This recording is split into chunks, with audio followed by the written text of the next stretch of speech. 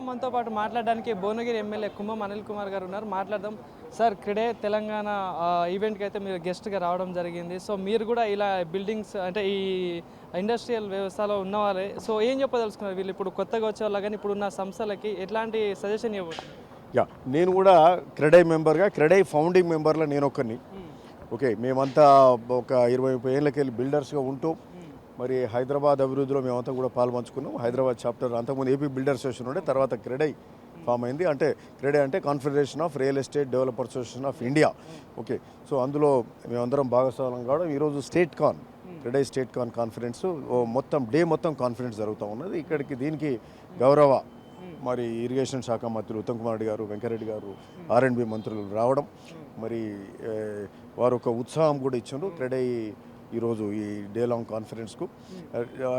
ఈ ప్రభుత్వము ఇక్కడ బిల్డర్స్ కానీ, హైదరాబాద్ ఇన్ఫ్రాస్ట్రక్చర్ కానీ, హైదరాబాదే కాకుండా రాష్ట్ర నలుమూలలో ఉన్న జిల్లాల నుంచి కూడా చాలామంది వచ్చిండ్రు. అక్కడ ఆ ప్రాంతం కూడా అంతటా కూడా ఇన్ఫ్రాస్ట్రక్చర్ అభివృద్ధి చేయడం, నీటి వసతి కానీ, రోడ్స్ కానీ, ఎలక్ట్రిసిటీ కానీ ఇవన్నీ కూడా ఇంప్రూవ్ చేస్తాం. బిల్డర్లకు సంబంధించిన అన్ని వసతులు, ఏదైనా పర్మిషన్స్ కావచ్చు, నాలా కావచ్చు, లేకపోతే ఆల్సో ఈ రిజిస్ట్రేషన్ ఛార్జెస్ తక్కువ చేసి, ఎందుకంటే ఇప్పుడు ప్రభుత్వం కూడా ఏంటంటే భూమి విలువలు పెంచే ఆలోచన కూడా చేస్తుంది. ఎందుకంటే విలువలు పెంచాల్సిన అవసరం ఉంది. ఎప్పుడో 5 ఏళ్ళు 10 ఏళ్ళకు విలువలే పెట్టుకుంటూ పోతే కరెక్ట్ కాదు కదా. ఎందుకంటే మార్కెట్ రేట్స్ ఎక్కువ ఉన్నాయి. సో దానికి కూడా క్రెడై కూడా కొంత సానుకూలంగా ఉంది, అందరూ కూడా కొంత సానుకూలతనే ఉన్నది. ఎందుకంటే వాస్తవ రేట్లకు దగ్గర ఉండాల్సిన అవసరం ఉంది. ఆ వాస్తవ రేట్లకు దగ్గరకు తీసుకెళ్లే క్రమంలో బిల్డర్స్ కూడా ఓకే అంటారు. సో రేట్స్ పెంచినప్పుడు గవర్నమెంట్ రెవెన్యూ కూడా పెరుగుతుంది. సో అందులో కొంత ట్యాక్సేషన్ కూడా తక్కువ చేస్తే బాగుంటుంది. 7% బదులు 5% ఏదో పెడితే బాగుంటుంది అంటే దానికి కూడా సానుకూలంగా మంత్రులు కూడా స్పందించారు. సో క్యాబినెట్లో మరి ముఖ్యమంత్రి గారితో కూడా మాట్లాడే సందర్భంగా ఇవన్నీ కూడా చేస్తారు. ఎనీవే, ఒక్కటేంటంటే హైదరాబాద్కు ఉజ్వల భవిష్యత్తు ఉంది. Hyderabad has been developing particularly for the last 20 years. So Rajasekhara Reddy గారి కాంగ్రెస్ హయాంలోనే ఆ రోజు త్రిగులార్ మన రింగ్ రోడ్ అయింది, పివి నరసింహారావు హైవే అయింది, పివి నరసింహారావు ఎక్స్ప్రెస్ వే అయింది, మరి ఇంటర్నేషనల్ ఎయిర్పోర్ట్, GMR ఎయిర్పోర్ట్ ఇవన్నీ కూడా వచ్చినాయి. ఈరోజు అదే కాంగ్రెస్ హయాంలో ఈరోజు ముఖ్యమంత్రి రేవంత్ రెడ్డి గారు, గౌరవ ముఖ్యమంత్రి గారు ఫ్యూచర్ సిటీ అంటున్నారు. So 4th city and future city Hyderabad, Secunderabad, Cyberabad ఎట్లుందో 4th సిటీ ఫ్యూచర్ సిటీగా కూడా అంటే కొత్త పుంతలు తొక్కేలాగా హైదరాబాద్ను డెవలప్ చేస్తామనే పట్టుదలతో ముఖ్యమంత్రి గారు ఉన్నారు.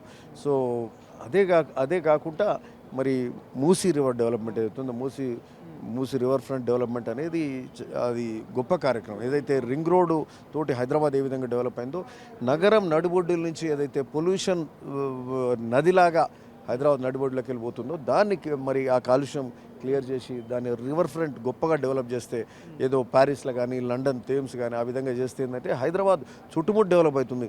మరి పాత నగరంగా ఉంటుంది. సో దాన్ని కూడా డెవలప్ చేస్తే అప్పుడు హైదరాబాద్ సంపూర్ణంగా పూర్తిగా చేసినట్టు అవుతుంది.